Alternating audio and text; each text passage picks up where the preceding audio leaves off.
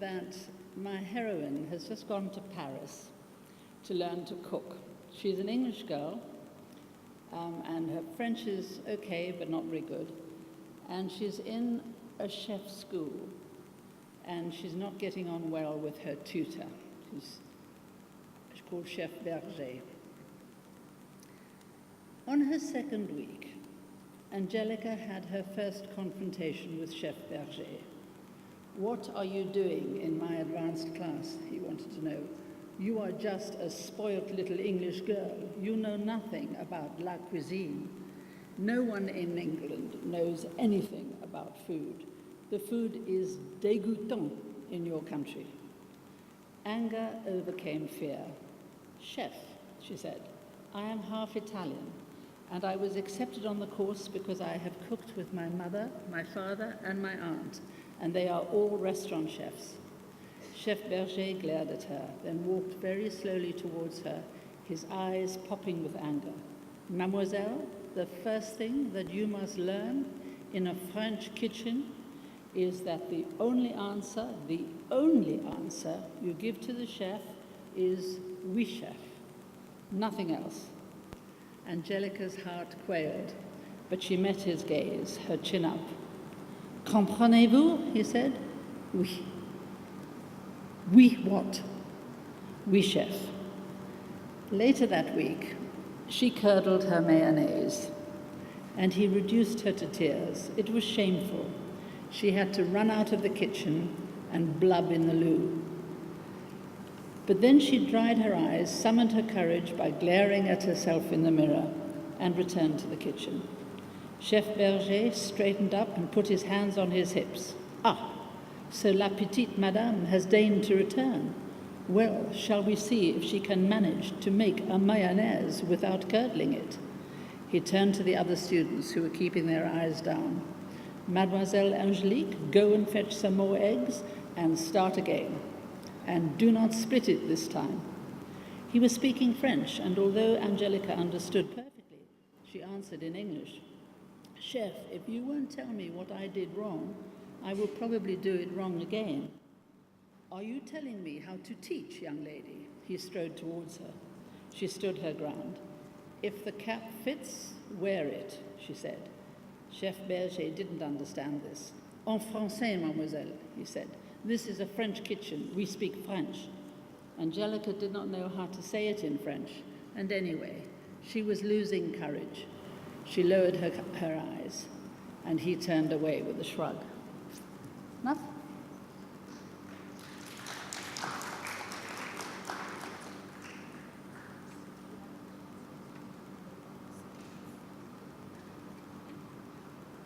So we're at a festival, and the theme has to do with gender. And your main character in this book, a woman, is in a man's world.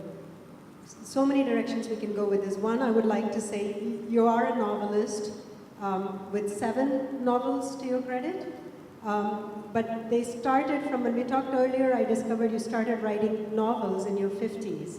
Prior to that, you have a whole lifetime of working in food, in the business of food, teaching food, catering food, consulting as a policy person with the government on food questions, and so on. So naturally in your books, particularly in this one, I'm not familiar with the others, there's a lot of food.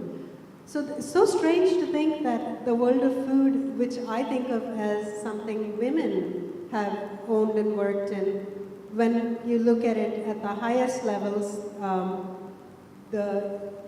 our protagonist, when she goes off to Paris to learn cooking, later when she works at the Savoy, this particular end of the world of food is dominated by men.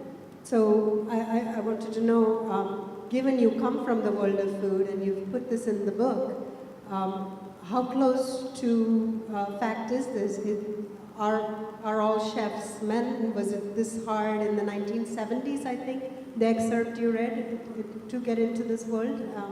How is it now? That's a lot of questions. Yes, please, carry on. The truth is that this book is fairly autobiographical, because it covers the same period. Can you hear me all right? Can you hear me all right? Okay. It's the same period that I lived through because my career started, I suppose, in about 1969 when I opened my first restaurant. But before that, I'd been a caterer, and then I had started writing for newspapers, cookery. I wrote cookery, and then I did some journalism, and I was the first woman to open a restaurant that was really quite serious. It became a Michelin star restaurant. So Angelica, my heroine, I must confess, is the most like me of all the women in all of my 7 novels, because it's exactly my period, and I'm very interested in how food changed from after the war, when there was rationing and austerity and very difficult to get food, and the food honestly was so boring to eat because there were no spices, there were no fresh vegetables, there were no herbs. It was really, really difficult, and everything was horrible. And how food has changed, and then there was the great sort of explosion of nouvelle cuisine, and in Britain we started to get Indian food and Italian food and Mediterranean food. And so throughout this book, which covers the 60s and 70s, there was huge changes going on in food and cooking, and also in how women got on in the kitchen. Angelica, the heroine of this book, becomes the first woman to be employed in the kitchens of the Savoy Hotel, which I guess is like the Taj here, which would have been all men, and then suddenly, except women were allowed to peel the potatoes or gut the chickens, but only before the chefs arrived.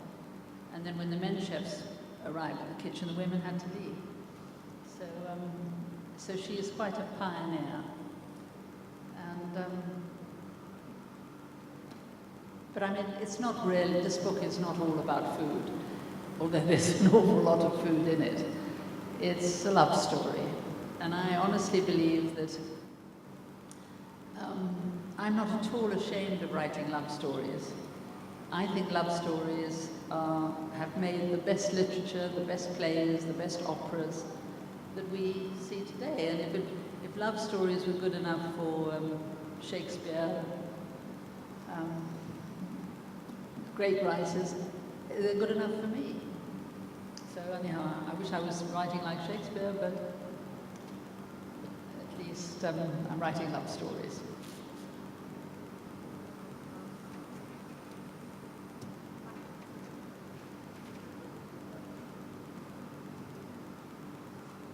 I remember in the novel, when Angelica interviews for the job, she submits her resume without using her initials. Her first name, she puts the initial A and then her last name, and that's how she gets the interview. So they're very surprised when a woman walks into the interview, and the chef sort of entertains her long enough to tell her the reason he can't give her the job is there's a time of month when women curdle mayonnaise. Is that right? Okay, so she sets him straight that that's a superstition and finds a little opening because he gives her something like a potato peeling job, but a little better, I think, in the pastry kitchen. So you sort of document this and bring it along, but as you said, there's this huge romance between Angelica and one brother, and then I don't want to give away the story, but what happens to that romance and where the other brother is involved and so on becomes one trajectory of the story. Yes? Well, I think what I'm very interested in is when you're very young, what impresses you about the opposite sex is obviously how they look and how they behave more than their characters. You're just enchanted because they look so good and because they're so exciting. And she falls in love with her most unsuitable cousin in Paris. And I really enjoyed writing that bit because I remember how unsuitably I would fall in love with the most unsuitable people when I was 18. Fortunately, I had very tough parents who prevented me marrying them. But I think that's a dangerous part of any woman's life. I suppose it's a dangerous part of a man's life too. But anyway, she gets into tremendous trouble with Mario, and that was fun to write. And then she comes back to England, and I won't tell you the rest of the story, but she does recover from this appalling love affair in the end. Well, family is very strong in this book, and it is part 2 of a trilogy. So I think the mother, Angelica's mother, in part 2 has the entire part 1 devoted to her, Yes. Laura, and you were prevented, you said, by a good family. So Angelica has like a very strong family, and they lean heavily on her at all times.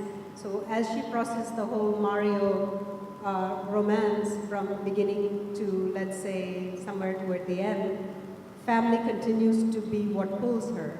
She has a place to go back to when things fall apart, but then they push her to go back into the relationship.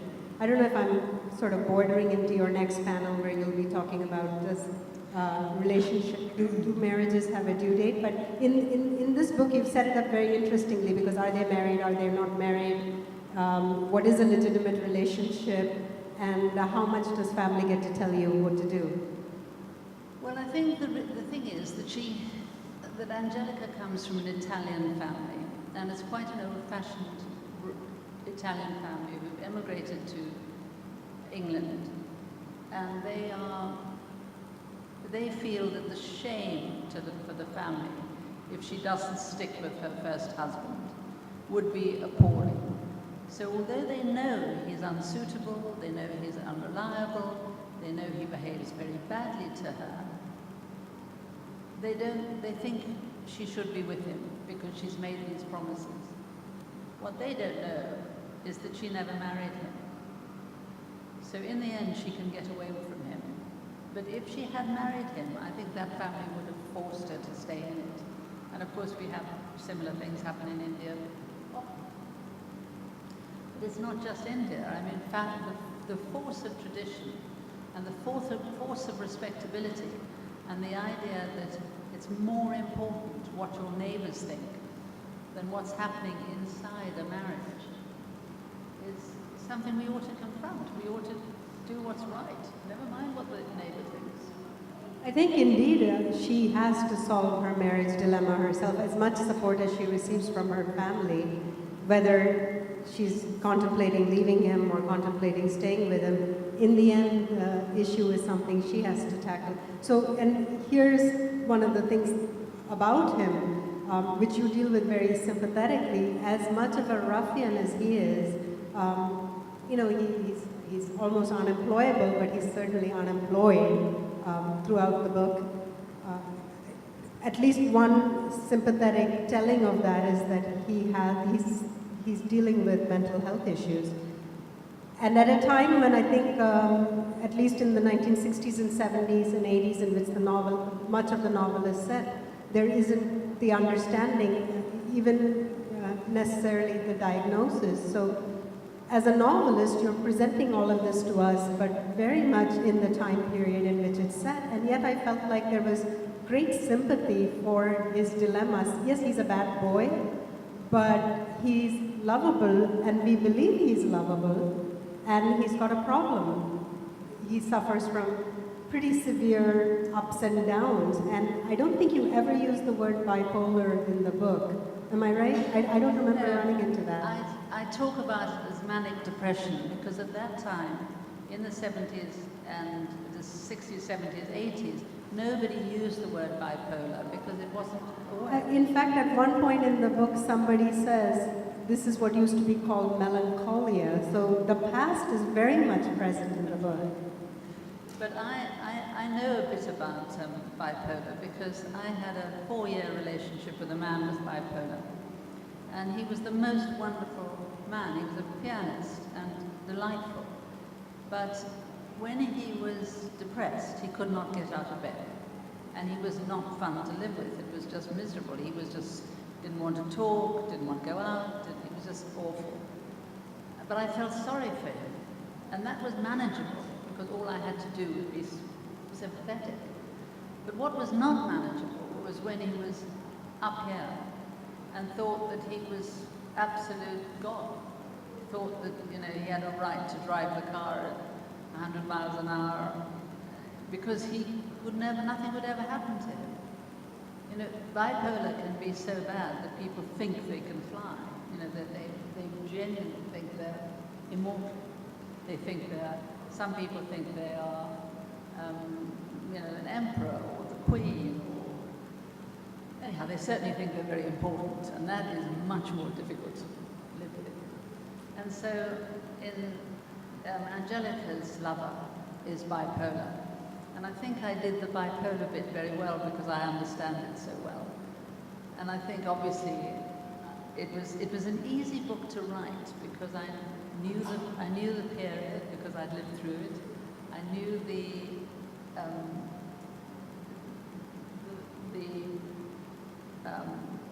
food side, the restaurant side, the catering side, because my career had been in that. And of course I knew the writing side and the television side because I also had the same career.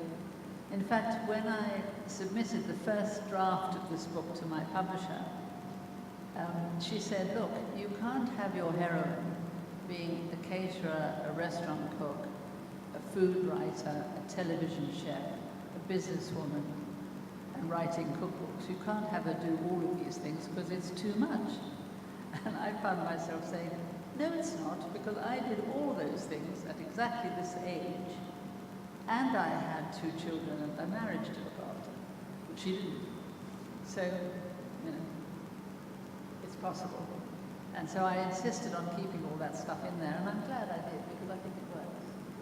So you said your first book, and this is your 7th book, that your first book, we were talking earlier, you said was about the question of can a person have it all? So can a person have it all? No, I don't think that, you know that great thing that a few years ago women were saying you can have it all, you can have a perfect marriage and idyllic children, and you can have a career, and you can do everything. Well, you can, but it's not the idyll that you think, because it's just too much stress.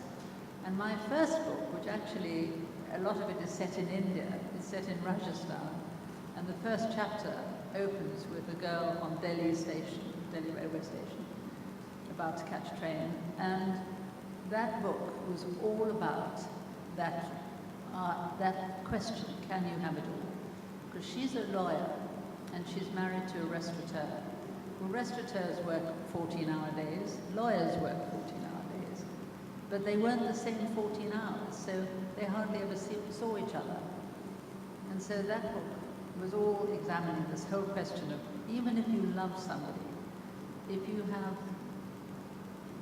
the circumstances of your marriage and your work prevent you ever seeing each other, or hardly ever seeing each other, it isn't going to last.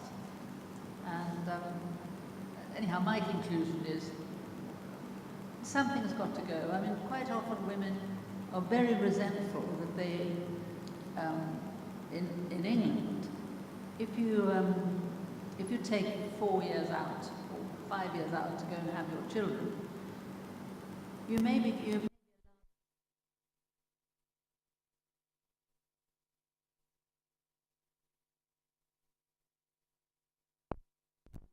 give you the same advancement as you.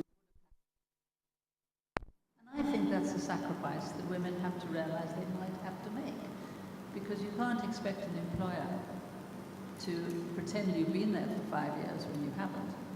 So if you have to take a step back, it's worth it. If you end up with 2 children and they're delightful and you love them, it's a price. It's a price you have to pay. But it's silly to think that there's no price. Of course there is. Well, I think the interesting thing about this part 2 in your trilogy is that we're at a time in your characters' lives where the children, Angelica and her cousins and her siblings, on both sides, her father's side of the family, her mother's side of the family, are all coming of age. So throughout the novel, there really aren't very many small children. And all of these women are very driven. The young ones who are just starting out in the world, especially our protagonist, who is, as you said, catering and running an inn and writing a food column and shooting a TV show on cooking, all things you've done. She's doing them. Her mother, the protagonist from the previous part one of the trilogy, is now at an age where Angelica and others are out in the world, and she's running multiple restaurants throughout the book. More restaurants are opening, and there is a dilemma in both Angelica's life and in Laura, her mother's life, which is that their partners don't see them very much, and there's a lot of partners griping, whether it's the unsuitable Mario griping or the very suitable Laura's husband Giuseppe, who's wonderfully supportive, runs the bar when he needs to run it, totes up the figures when he needs to tote it up, all because his wife is front and center. So I should think that this, I'm waiting for part 3 because I should think there's an explosion coming at some point. Somewhere the little ones are going to have to enter. Angelica will perhaps have children at some point. And will Giuseppe ever get completely frustrated with Laura, the successful businesswoman? Well, there's another theme that comes into the books, which is very dear to me, and that's adoption. Because I have an adopted daughter, she's Cambodian. And when, in this book, which is the very first book, by the way, the books are all completely separate novels, but the trilogy is 3 generations of the same family. But this novel is quite self-contained, and that novel is quite self-contained, and so on. But this novel, the heroine is Angelica's mother. And as you say, Angelica and her mother are both the most driven in the businesses that they run, and they're pretty independent. When we get to the third novel, which is still mostly in my head, the next daughter, who's an adopted Romanian orphan, she is a really troubled child, and she is not the center of a business empire, because she just can't cope with that, and she's a troubled girl. But what will happen is in the very first book, Angelica's mother runs away when she's very young with an Italian prisoner of war, and they have an illegitimate son, and he's taken away at birth to be adopted by somebody else. And all the way through the second book, this book, you're slightly expecting him to re-arrive. He's going to come back. Well, he doesn't come back until the third book, but he crashes into the family when he's in his 50s, and it's an amazing explosion. So the third book will be very different from the other 2, but again self-contained. How far along are you in the third book? Well, I'm writing chapter 6, but to be absolutely honest, I'm very unhappy with all the chapters. So I might be starting again from scratch. Do you have to do that? I mean, did you do that for part 1, for part 2? Do you often have to rewrite like that? No, you know that I normally write very easily. I write straight off, and I just keep writing all morning. And I can only write in the morning because I don't know what happens at lunchtime. I want to sleep in the afternoon. It might be to do with my age, but I've never been able to write in the afternoons. I can correct in the afternoon and edit, and I can do all sorts of things, but not creative writing. So I write in the morning, and the next day I read through it and correct it, and write the next chapter. So it all goes very smoothly. But for some reason, this third book is giving me a lot more trouble. And I think it's because I really wanted to be you know, you're saying that both the first two heroines of the first two books are feisty women. And I can write about feisty women, women who know what they want and get along and get it. But I'm trying to write about a sort of lost girl. And I don't think I understand that as well, so I have to dig deeper. So it'll be all right in the end, but I'm struggling. And that's unusual for me because I don't normally struggle. I usually write very easily. In fact, I overwrite. When I wrote my very first novel, my agent read it and she said, I love the first half, but the second half is just there's too much happens, too many characters. It should stop on chapter 24. You don't need the next chapters. That's the sequel. You know, I had so much I wanted to get into it, and I overdid it, and the best way to make the book really good was to take out a lot and to get rid of something. I mean, one thing they said, editor who was really helpful said to me, she said, take out chapter 19 altogether. And I said, but that's my best bit of writing. She said, yes, it's great, but it's a short story. And you're taking two characters who've been in the back of the story all the time, and you're suddenly putting them in the front, giving them a whole story, and it's a very good little story, and the man who's a real pain in the neck gets his comeuppance, and we're all feeling satisfied. But by then we're interested in them, so you either have to keep them in the novel for the rest of the novel, and give them more to do. You can't just shove them back into the background and forget about them, because otherwise all they've done is interrupt the flow of the love story, and we want to go on with the love story. So, I mean, I suppose my point about that is that it's really good to take advice from people you know, and she was a very good editor. And so I did, I took it out, and I said, but I don't want to just throw it away. She said, well, sell it as a short story. So I did. And so you have to listen sometimes. My own editor is sitting in the audience, or she was, yeah. So I absolutely need to know when I'm writing that someone is going to tell me something back at some point. It has to be a circular process for me. I don't think it's a question of confidence. It's a conversation in my mind. Writing for me is a conversation. So I need that other person in the conversation responding, which just kind of makes me want to back up from all the things we've talked about here. I want to ask you why you write. You had so many other things you were doing. I mean, you were writing a food column. You'd written, I don't know how many cookbooks. Which 12. Yeah, 12. And so that must be a fairly demanding kind of, I don't know if you want to call it a genre or a kind of a form in itself. It's a form. So why did you think the novel needed to be written? Well, why did you need to write novels? You know, it's a really good question, but I think that some of you will be writers, I know. And the truth is that I think writing is a kind of disease. You can't not do it. Writers real writers just write. And for some reason, not only do we insist on writing, although there are already enough novels in the world and there are already enough writers in the world, and you really don't, often you really don't need it because you've got another career. But it's a kind of disease. You can't stop doing it. And I think that in the end, for me, it's like satisfying an itch, and it doesn't, scratching an itch. It doesn't matter if it's cookery or business reports, I've written a lot of them, or journalism, interviewing other people. All of that satisfies the writing bug.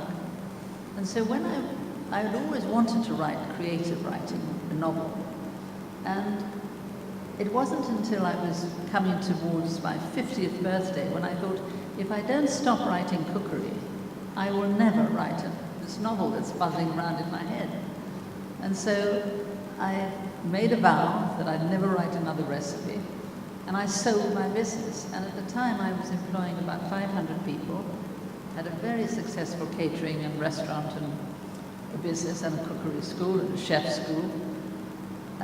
So it was a very good business, but I just thought, if I run the business and I write cookery, I'll never write the novel. And so I just stopped. And it was the best thing I could have done, because I then started writing. And it's much, I mean, I've had more satisfaction. Well, no, that's not true, because when I was running my business, it was hugely satisfying. And I did love it. But I think it was just enough. You know, I've been doing it for 30 years, and I thought, time for a change. And I'm very glad I did.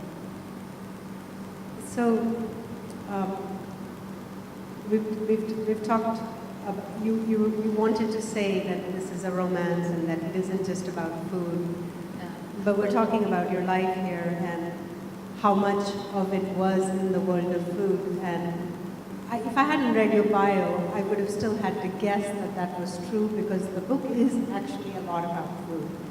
Well, And it's one of the joys of the book. I think for me, novels are an opportunity to sort of leave my life and enter someone else's life, and not just their psyche necessarily, but all the paraphernalia. So it could be someone in, you know, if it's a journalist, then what the newsroom looks like, or how it operates, or the politics of the workplace, that particular workplace.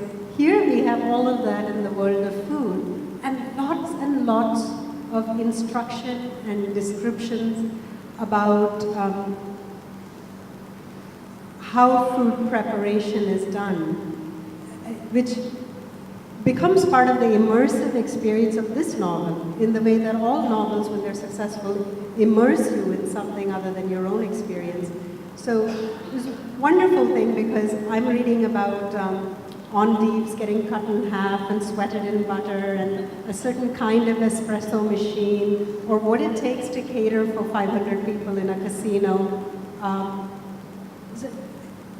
I think food is very important in this book. It is a romance, it is a family saga, it is a novel, but it's also about food. How did you just feel like it was, you had to mind what you knew? It had to come in there, even though you quit doing the food thing, now you were going to do it in the novel? Well, I think I mean, to be honest, I like, when I'm reading novels, I like novels that have, that are set in some really believable set of circumstances. Or I mean, I remember years ago reading a novel which was all about the motor industry. Now, I don't know a thing about the motor industry, but being immersed in something you know nothing about is really great for the reader. And I like, it's not that I want to teach somebody how to cook through writing, but I want them to understand the problems of being a restaurateur, to just be more aware of the cooking world. And I also think that the novel is more authentic if you're writing about things you really know. The other thing that I absolutely love is gardening. And one of my novels, which is called The Gardener, is all about gardening. And it's set in the 18th century, and it's about a gardener who is restoring a historical garden, and the house is being restored at the same time. And what I found about that is, although I'm quite a good gardener myself and I like gardening, I could do the gardening part, but I needed to understand what an estate in the 18th century would have looked like. So I spent very many happy hours in the New Bodleian Library in Oxford, looking at these old estate maps, because various landed gentry used to keep these wonderful maps of sort of diagrams of their estates. And I would look at these things and write about them. And I suddenly realized that I was becoming so immersed in the research for the book that I was losing the story. And it's a real problem for writers. If you become really interested in your background, you start over-researching it, and you want to put everything you've now learnt into your book, and you lose the thread of your love story or the main characters and so on. And I found with the cooking that I have to really restrain myself from actually practically telling you how to do everything. It's like a recipe. There are no recipes in the book. I don't think you crossed that line at all. Well, at one point my husband said to me, "Why don't you put all the recipes in the back of the book because there's so much food in the book and some of it is delicious. So, you know, the reader says, oh, I'd like to make that. But I've refrained from making it into a recipe book. But I think it is a danger over research. You have to, when I was writing the book about the gardening, I suddenly thought, my God, we've gone through 2 seasons of this house. That's 2 springs, 2 autumns, 2 winters, and so on. And I suddenly thought, I'm writing a gardening manual here. You know, what time of the year do you plant this? When do you prune that? What do you do with the compost heaps? All of which I'm fascinated by, but you have to realize that not every reader wants to read every inch of it. So you characters are very concerned that people should eat well. And there's quite this nouvelle cuisine line in the story is a very strong line in terms of plot, but it's also just, I think, thematically, people are in the book concerned that other people should eat well. And you said early in our conversation, just now you said something about food in Britain was boring, I think you said in Black. How did this happen to us? Why don't we know how to eat? And how is it that we're eating food that's bland or boring? And I know that at least one area of your life, which is in policy, and one of the bios I read of yours said that, and I think it was quoting you from somewhere else, said that you consider the work you've done consulting with the government in the UK about children's nutrition as some of the most important work you've done. I'm wondering how we lost our way and what we should be doing about it. I'm not sure about why we've lost our way, but certainly in Britain, we have never been properly educated about food. You know, before the last war, before the First World War, rich people in England and in the UK ate very well because they had French chefs in their kitchens. But 2 wars meant that we lost that massive staff. You no longer had the Savoy kitchens, for example. You used to have more people in the kitchens than there were in the dining rooms.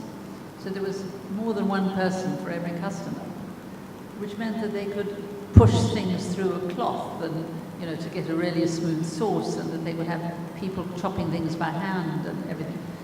And the period when food was at its worst from a flavor point of view, not from a nutritional point of view, because nutritionally it wasn't too bad, was immediately after the war, when there were no machines yet doing the jobs that all those armies of young people had done in kitchens.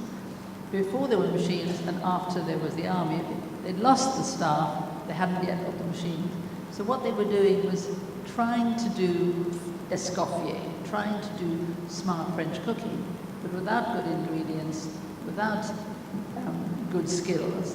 And basically it was mostly meat that was cooked, sliced up, some sort of brown gravy put all over it, and 2 overcooked vegetables with it. So it was really awful food. No spices, no flavour. Things like garlic were unheard of, chili unheard of, even lemons impossible to get. So it wasn't until the 50s and 60s when Elizabeth David started writing about Mediterranean cooking, and we started to get really good Indian. Some of the oldest restaurants in London are Indian restaurants, but when we started to get really good Indian food as opposed to anglicized English food. I mean, the Englishman's idea in the 50s of Indian food was a kind of English stew, you know, big heavy gravy on meat, but with curry powder put in it. I mean, that was it. It was just vaguely curried English stew, and that was called Indian curry. So I think that two things have happened. The rich have become really interested in other people's food. French food, Italian food, Indian food, a lot of Middle Eastern food now. People are very interested in the Middle East. But that was for the rich. But what's happened with the poor is that they have eaten more and more junk.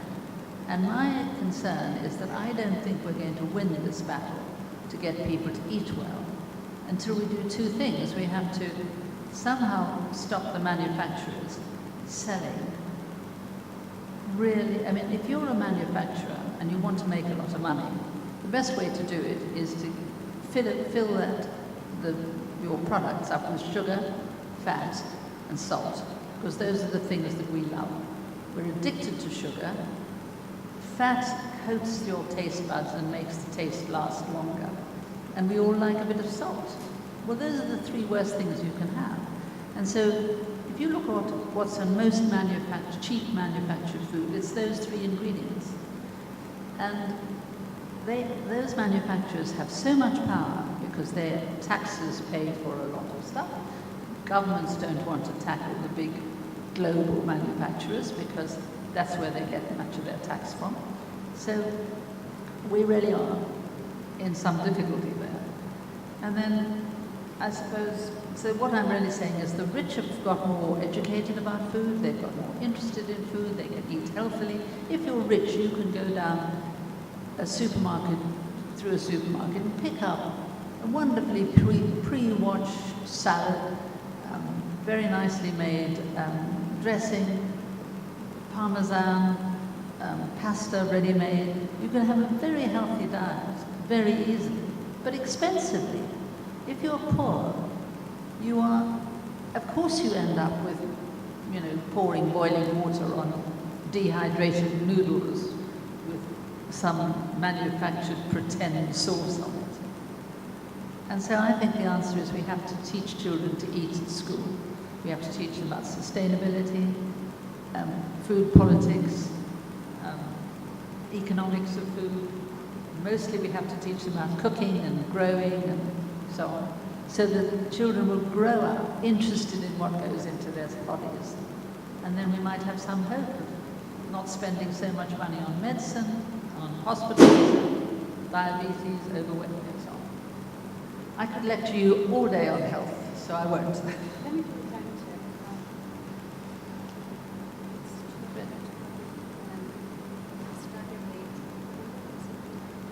Should we do a couple of questions?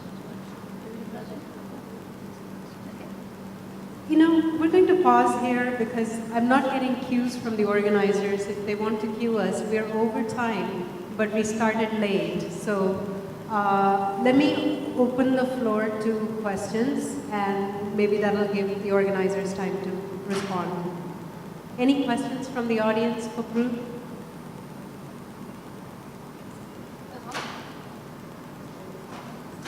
Is there a microphone on the floor? Otherwise, I can send this one. It was a very interesting talk to hear about food. Hello, can you hear me? You were talking about giving knowledge to children about the food. I think in India, the ladies spend most of the time cooking fresh food. And we are now thinking about growing our own food. And that step can be taken in schools, especially in smaller places, not in Bombay, where they have a space crunch. So growing organic food, if it is taught at the school level, that would be wonderful. And our Indian recipes from our grandmother's kitchen, they are really nice. I'm very happy you are writing about food. And India is the treasure of food, I should say. Hundreds of recipes, thousands and thousands of recipes stored from thousands of years.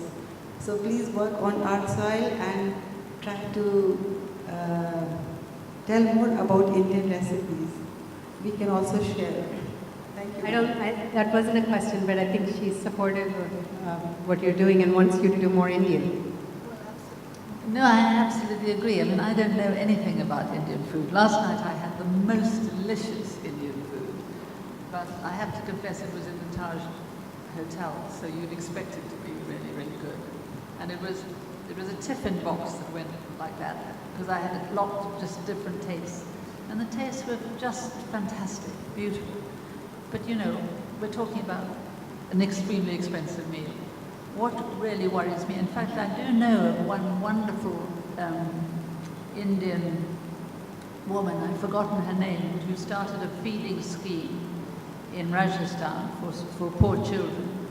And it's absolutely fantastic because it's such healthy food, because it's, you know, mainly rice and vegetables, very little fat, very little sugar, and very little salt. So, you know, really delicious, and feeding thousands and thousands of children, very simply, but very well. Thank you. Ma'am. Thank you. Anybody else in the audience?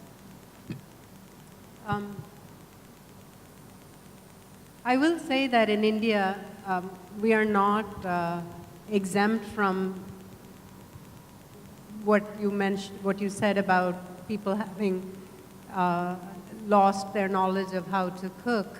We cook, but there are things we used to cook that we don't cook anymore. There are grains that we've become a rice or a wheat nation, and we used to actually have other grains that we work with that are not grown, or if they're grown, then we don't know how to deal with it. And some of it has become animal feed, whereas these were grains like millet or barley or things like that, which were good for humans to consume, not only from the point of nutrition, but also because what it took to grow them was not, so the more sustainable eating, which includes the question of how much water, how much pesticide, how much are you ruining the land. So I appreciate the audience comment also about organic and solid waste. These are all things I think we are trying to find our way back to.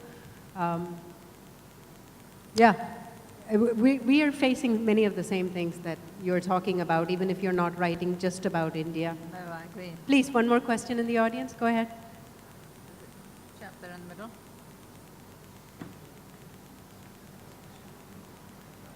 Okay, so this will be the last question. Sorry. Hello. You said your first book was on food, basically, when you actually showed me that. So just wanted to ask you, it could be a silly question, but have you kind of tasted different kinds of food when you actually write this book? The foods that you've written about in your books, have you tasted them? I've certainly tasted them. I've certainly made them. And in fact, in one of the books, I was doing an Italian deep-fried sandwich, which is called a mozzarella in carrozza, a mozzarella in a carriage, you know, sort of deep-fried. It's actually wrapped up in bread and deep-fried.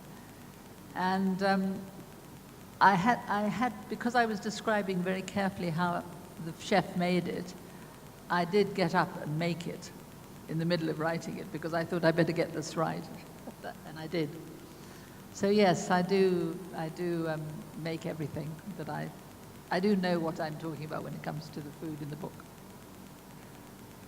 Thank you, Prue, and thank you to the audience for the lovely questions. And I think we have to stop because now we're being cued. Prue's books are not available in the bookstore at the moment. When we checked, at least that seemed to be the case. Those who are interested in buying these books can find them on Amazon, but keep checking in the bookstore because I'm not sure. I think the issue was maybe getting it here on time. We're sorting it out, and you will be around. You will happily sign books people have with them. Yes? Okay. All right. Come find Prue in the audience and around, and you have one more session in this festival later today. Okay. Thank you, everybody.